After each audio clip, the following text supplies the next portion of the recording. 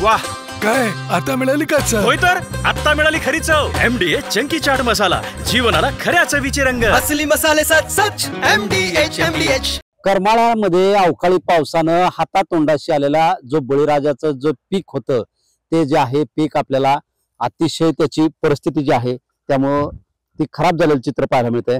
आपण सध्या करमाळा तालुक्यातील चिकलठाण या भागामध्ये पाहतो. हा जो भाग येतो तो हा उजनी बॅकवॉटरचा येतो. या ठिकाणी आपण पाहू शकतो की या उजनी बॅकवॉटरच्या याच्यामध्ये उन्हाळी उडद्याची जी आहे ते पेरणी केली होती. त्या शेतकऱ्यानं जो उडीद आहे तो काढलेला पाहायला मिळतोय. या ठिकाणी उडीद काढल्यानंतर देखील यामध्ये उडदाला मोठ्या प्रमाणात कोंबारे हे जे आले आहेत त्यामुळे या उडद पिकाचं देखील नुकसान झालं चित्र पाहायला मिळतंय. निम्मा उडीद आहे तो काढलेला जो आहे तो काढलेला आहे. या ठिकाणी काही उडीद प्रमाणामध्ये देखील काढण्याचं अजून राहिलेलं बाकी असतानाच या पावसानं या शेतकऱ्यावर संकट जे आहे ते संकट ओढावलेलं आहे. ते शेतकरी देखील आपल्या बरोबर त्यांच्याकडून जाणून घेऊया. काय सांगाल, काय नाव आहे आपलं, किती एकर उडदाची लागवड केली होती आणि किती नुकसान झालं? उडदाची लागवड साधारणतः 1 मार्च 2024 रोजी केलेली होती.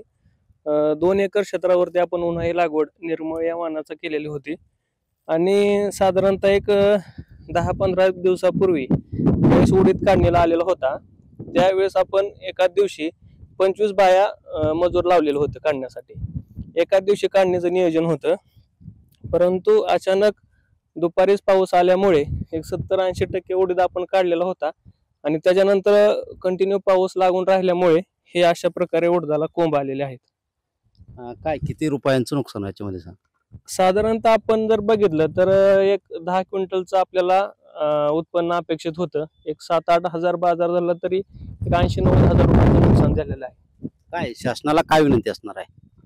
शासनाला विनंती एवढीच की बाबा लवकरात लवकर याचं नुकसानीचं जे काय आहे मदत मिळावी एवढीच अपेक्षा आहे.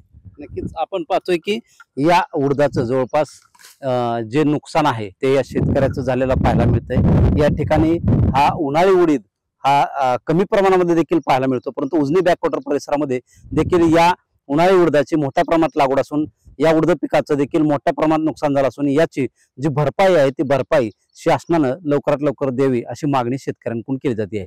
शीतलकुमार मोठे, TV9 मराठी, करमाळा. MDH चणा मसाला. आता छोले असो किंवा चवळी, पांढरे चणे असो किंवा काळे चणे, सगळं काही कमाल बने. MDH